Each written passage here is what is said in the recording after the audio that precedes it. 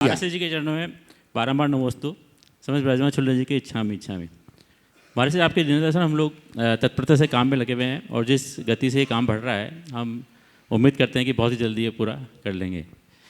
प्रश्न ये है कि महाराज जी कि हम लोग अपने जीवन में देखते हैं कि कोई भी व्यक्ति कोई भी परिवर्तन अगर आता है या कोई भी असामान्य स्थिति आती है तो उसका सामना कर लेता है, वो सक्षम होता है उसको सामना करने का। लेकिन फिर भी हम दैनिक कार्यों में देखते हैं कि छोटी मोटी सी परिवर्तन या कोई भी असामान्य घटना घट जाती है तो हम बहुत ज़्यादा घबरा जाते हैं और बड़ी ही असमंजस हो जाते हैं। तो ऐसा महाराज जी क्यों होता है जीवन में? देखिए, दो तरह की स्थितियाँ हैं। कुछ लोग होते हैं जो चीज़ों को समझते हुए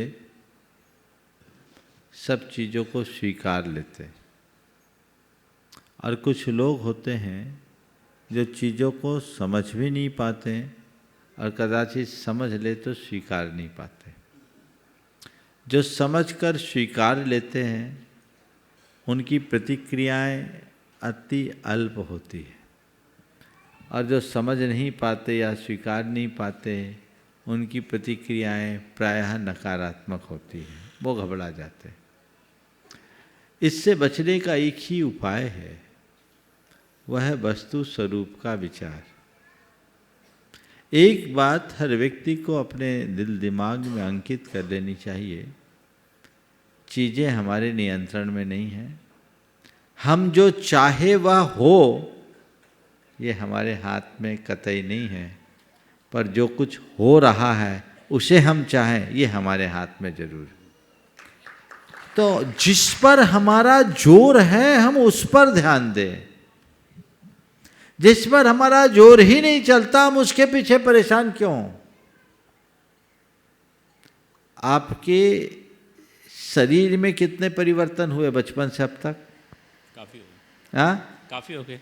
एक्सेप्ट किए कि नहीं? अरे कहाँ, वो 25 साल की उम्र की एकदम छरहरी जवानी वो होती तो बहुत अच्छी, क्यों ढल गई? ये प्रौढ़ावस्था क्यों? आगे वृद्धावस्था होगी। एक्सेप्ट क्यों कर रहे हो?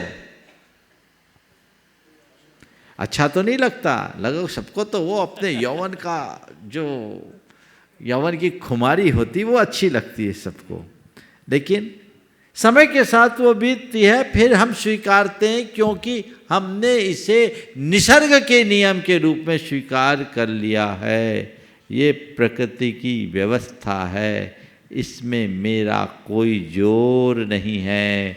Change is nature of the nature, इसमें मेरा कोई कंट्रोल नहीं। एक्सेप्ट किया ना? तो जैसे ये परिवर्तन स्वीकारने के लिए हम तैयार हैं, ऐसे ही बाहर भी कोई परिवर्तन हो तो उसे एक नेचर मानकर, एक संयोग मानकर स्वीकार लो। इस परिवर्तन के हिसाब से हम कुछ चीजें बदलते जो हमारे हाथ में है। उम्र ढली, हम अपने खान पान पर थोड़ा ज़्यादा ध्यान रखें।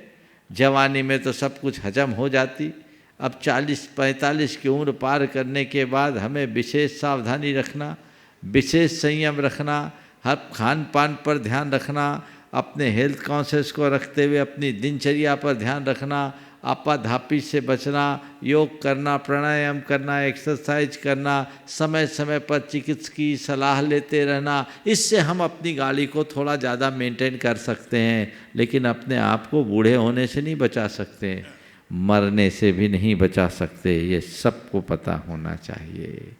तो जीवन में जो कुछ घट रहा है उसकी क्षति मुझे कम से कम हो, ये मेरे हाथ में, ये मैं कर सकता हूं, पर कुछ अघट घटे नहीं ये किसी के हाथ में नहीं है, तीर्थंकरों के हाथ में भी नहीं है। जो इस सत्य को स्वीकार लेता है वो कभी विचलित नहीं होता, और जिसे इस सत्य की समझ नहीं होती वो कभी स्थिर नहीं होता।